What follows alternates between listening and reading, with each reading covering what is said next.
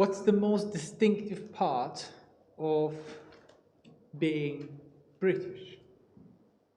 Let's say if you would like to show somebody the core of being British, what would you show?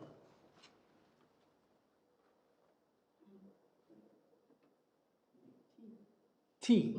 Okay, that's good. You would take somebody for tea, yes?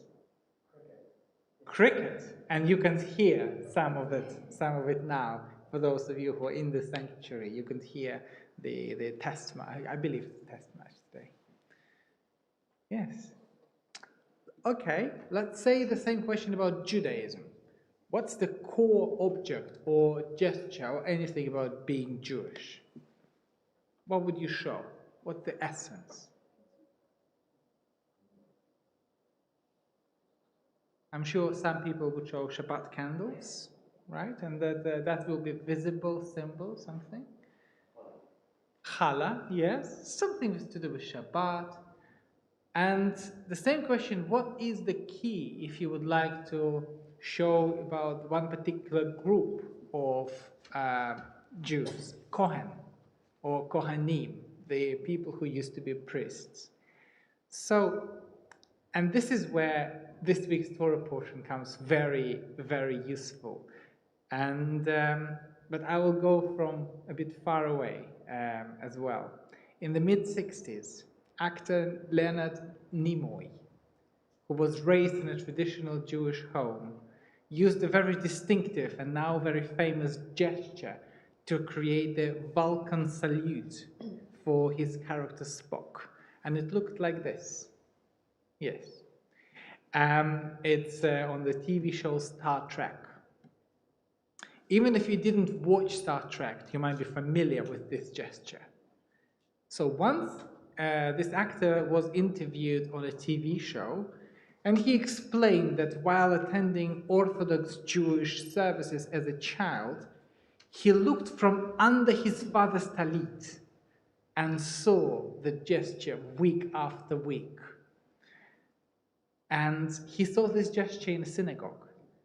And many years later, when introducing the character Mr. Spock, he thought of a physical component that he should add to the verbal phrase, live long and prosper. That's the salute, that's the phrase, or greeting that was used. The Jewish priestly gesture looked sufficiently alien and mysterious and became an integral part of Star Trek universe now. Parashat Naso, this week's Torah portion, contains this very priestly blessing that we nowadays, or those people who still have Kohanim in synagogues, they accompany this threefold benediction, and possibly one of the most famous passages in Jewish liturgy. The Torah text is this. And the Eternal One spoke to Moses, saying, speak to Aaron and his sons, saying, you shall bless the children of Israel, saying to them this, may God bless you and keep you. May God make his face shine upon you and be gracious to you. And may God lift up his face towards you and give you peace. According to the Torah, this blessing is to be recited by Aaron. So this is what we read in the Torah, and his sons. Therefore, traditionally, this blessing is only recited by Kohanim. Well, in practice today, it means that a person with the name Cohen or any other name derived from it is recites it. But not in liberal synagogue, because we don't have the distinction between Kohanim and everybody else. We don't have this caste system anymore. But while doing so, normative practice in strict forms of Judaism is to accompany it with these famous hand gestures and to do stuff like that. So the Kohanim would come on the bima at some point during the service and do this and bless people with this blessing. But where does this gesture come from? There is no mention of any movements, any gestures, or any choreography in the Torah. It just says, bless people and doesn't say make your fingers this way and raise your hand. So modern scholars and historians of Jewish practice agree that most likely the hand gesture is based on early rabbinic legends and later commentaries. For example, the book of Zohar, the main book of the mystical Jewish tradition Kabbalah, it is written there in the book that Kohen who recites the blessing must be attentive to the symbolism of his hands and fingers. And this is an important part, as 10 fingers symbolize the 10 commandments, or not 10 commandments, as well as 10 sayings with which the world was created. And gaps between fingers represents so-called windows through which the divine presence can enter the world. Therefore, by reciting the blessing in the correct way, the Kohen not only ensures the blessing of people, but sustains the entire world. And please note that according to Zohar, the book of Zohar, all fingers must be separated because they represent 10 sayings and not 5 sayings or 6 sayings. Therefore, most likely the tradition to put hands in a spoke-like manner was not as ancient as we might think. When I did this research, I kept smiling, to be honest, because I think that we should take this teaching from Kabbalah with a healthy touch of irony. I don't think that many Jews today believe that Kohanim have magical power to sustain the world and to create a window through which God's power emanates on us.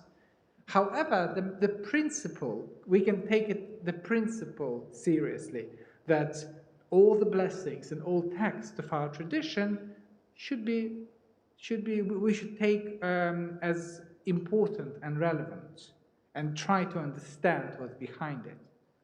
So several commentators believe that the priestly blessing comes with a contingency. So Arnold Eisen, and Chancellor of the Jewish Theological Seminary, argues that this blessing makes clear that God's favor neither automatic nor exclusive. In other words, God's blessing depends on what its recipients do with it. So another professor of Jewish thought at Hebrew College, Nehemiah Polin, suggested that priestly blessing may be usefully compared to other blessings in Torah. So, for example, he compares the priestly blessing with the blessing that Jacob and Esau received from their father. Do you remember what happened? So the blessing for them became the beginning of their argument and fight between the brothers. So at that moment, the blessing they received triggered conflict that lasted for many, many years. Our commentators and Torah scholars, both medieval and modern, recognize that the realization of divine blessing depends not on magical power of words we utter, but on human actions, the way how we behave and use the blessings we have in life. The more difficult the challenge we have to overcome, the more essential it is that we use everything we are blessed with wisely.